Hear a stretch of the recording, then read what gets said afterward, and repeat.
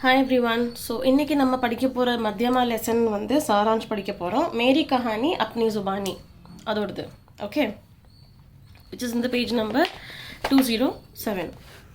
Let's start. मेरी कहानी ना என்னோட ஸ்டோரி, अपनी जुबानी என் வாயால நான் என் ஸ்டோரியை சொல்றேன்ற மாதிரி. हमारे भारत का राष्ट्रीय ध्वज. The lesson is all about the Indian flag who is telling his own story. சரியா, இதான் லெசன். हमारे भारत का राष्ट्रीय ध्वज. ராஷ்ட்ரியனா நேஷ்னல், த்வஜ்னா ஃப்ளாக்.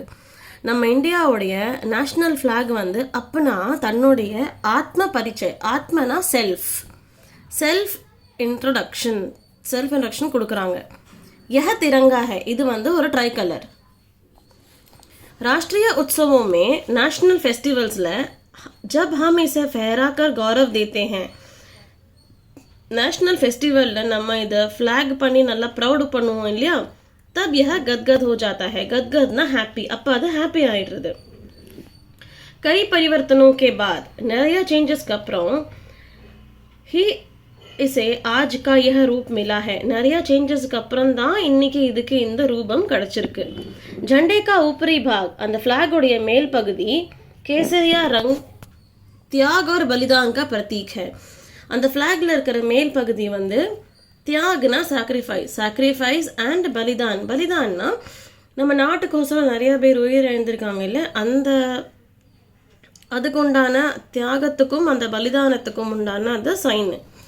मध्य भाग का सफ़ेद रंग, सेंटर पोर्शन இருக்கிற वाइट कलर शांति और शुद्धता का द्योतक है. शांति ना पीस, शुद्धता ना प्योरिटी.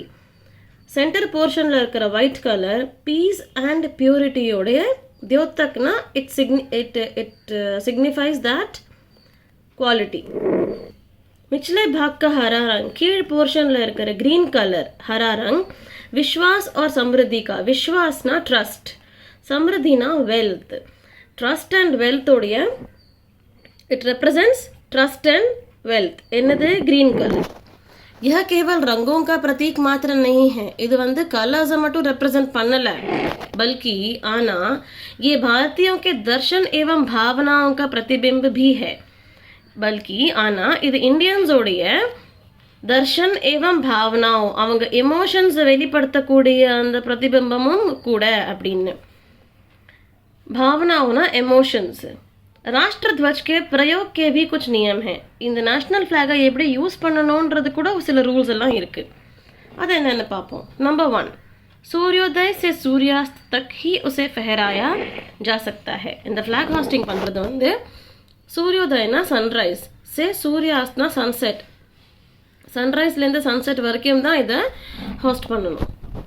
व्यक्तिगत रूप में या सजावट की वस्तु के रूप में. व्यक्तिगत रूप में ना पर्सनल यूज़ा இல்லைனா सजावट की वस्तु डेकोरेशन ஐட்டம்.